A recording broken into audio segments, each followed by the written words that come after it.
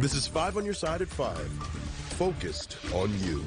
We start tonight with a developing story in St. Louis County where a protest erupted during a council meeting. Thanks for joining us. I'm Mike Bush. And I'm Kelly Jackson. Members were scheduled to meet this afternoon at 3 to talk about a range of topics. But just minutes into the meeting, people began to chant on the council floor. 5 on your side's Holden Kerwicki is live in Clayton. What's the latest, Holden? Well, Kelly, I'm outside right now because the council chambers are now closed, and it's much quieter here than it was just a few hours ago. A group of demonstrators representing the people of Palestine interrupted the meeting about 15 minutes in. Sam Page funds genocide, and this council co-signs. Sam Page funds genocide, and this council co-signs. Madam Chair, that's 3 minutes. Excuse me, everybody. So we want to make sure everybody can speak. The first speaker at this afternoon's meeting was Paige Mathis, who responded to a resolution to observe International Holocaust Day. She said the people of Palestine also needed to be remembered for the violence they faced in the past few months.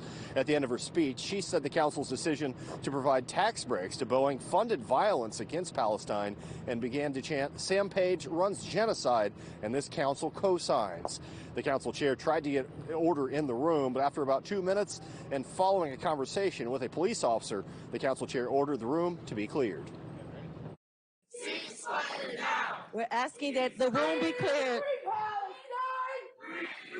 To my peers, we're going to recess until this can be cleared. The council recessed for about 35 minutes. When they returned, Councilman Hancock actually moved for the council to resume its session on Friday at 4 o'clock. When that meeting picks back up, they will ask people to submit public comment ahead of the meeting, which will then be held virtually. St. Louis County Police confirmed that they actually took one woman into custody and charged her with trespass. Excuse me, she has not been charged yet, but she was taken into custody for trespassing. Reporting live in Clayton, Holden Kerwicki, 5 on your side. Now, one topic that was going to be discussed at that meeting was a memo from Council President Shalonda Webb that has some questioning that the St. Louis County Council wants to take control of local police departments. Webb asked the county councilor's office to draft legislation giving the council legislative power over any and all public safety functions, including those within incorporated communities. Webb says the county does not want to take over local police departments, but she says it's fair for citizens to expect a standard level of policing. I think most of the citizens of the municipalities are happy with their police force, as are the ones in unincorporated St. Louis County. So I just think that this particular legislation, let's see what it's going to look like. My guess is it'll die on the vine. If any legislation on this issue is approved by the county council, it would still need to be approved by St. Louis County voters. Warmer temperatures could mean the roads are less icy, but it doesn't necessarily mean a smoother ride. Potholes are causing major issues across the bi-state. And tonight, one pothole in particular has been especially frustrating for days. 5 on your side's Annie Krall has this story out of North St. Louis.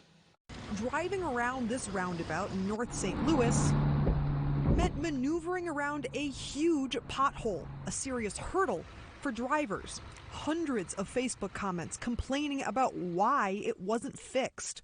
One taxpayer saying she's been going around the pothole for a week trying to get to work.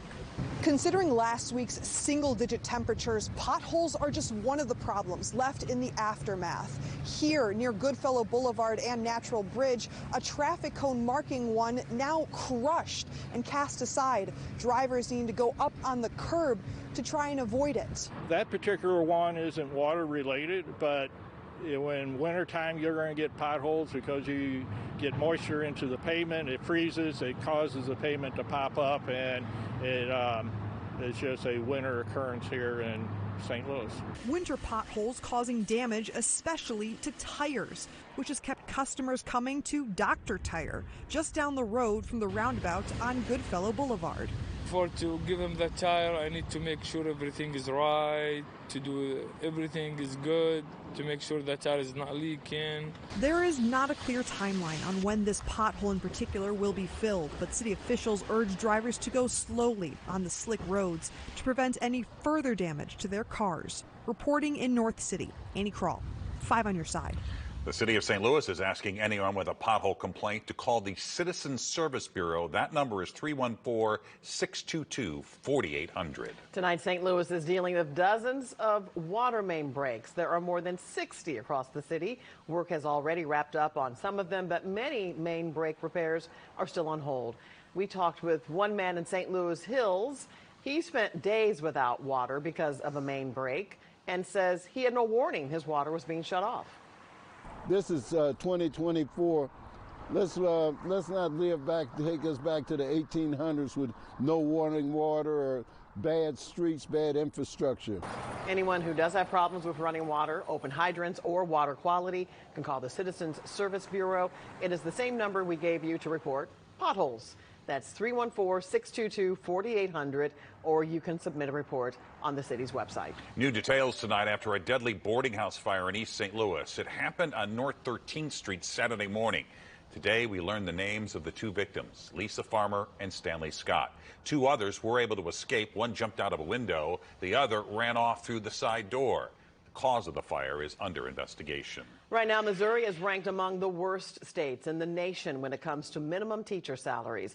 But superintendent salaries are the focus of a new bill that lawmakers discussed today. 5 on your side's Mercedes McKay breaks down what it means.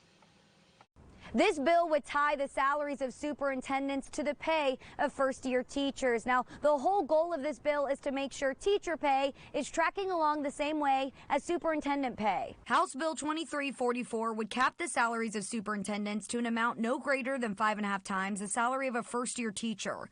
Currently, the state requires school districts to pay a minimum teacher salary of $25,000 for a beginning teacher. Right now, the statewide average salary for first-year teachers is just over $34,000. The bill's sponsor, Chesterfield Republican Representative Ben Keithley, says the research he dug into found that about 40 districts across the state have superintendents that make above that 550% threshold, some right here in the St. Louis County and St. Charles County area. We need to make sure that when we're raising other salaries at the top of the pay scale, that we're not leaving teachers behind.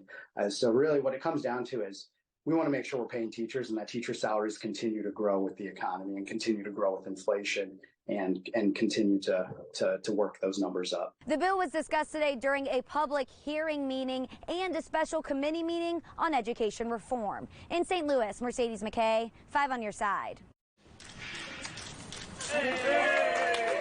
Just hours ago, a ribbon cutting to open a new facility for domestic abuse survivors and their pets. It's operated by the Women's Safe House called the Pet Safe House.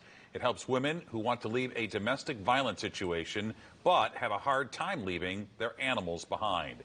The Women's Safe House has a crisis hotline for anyone who may need help. That number is 314-772-4535. You can also reach out on their website. It is primary.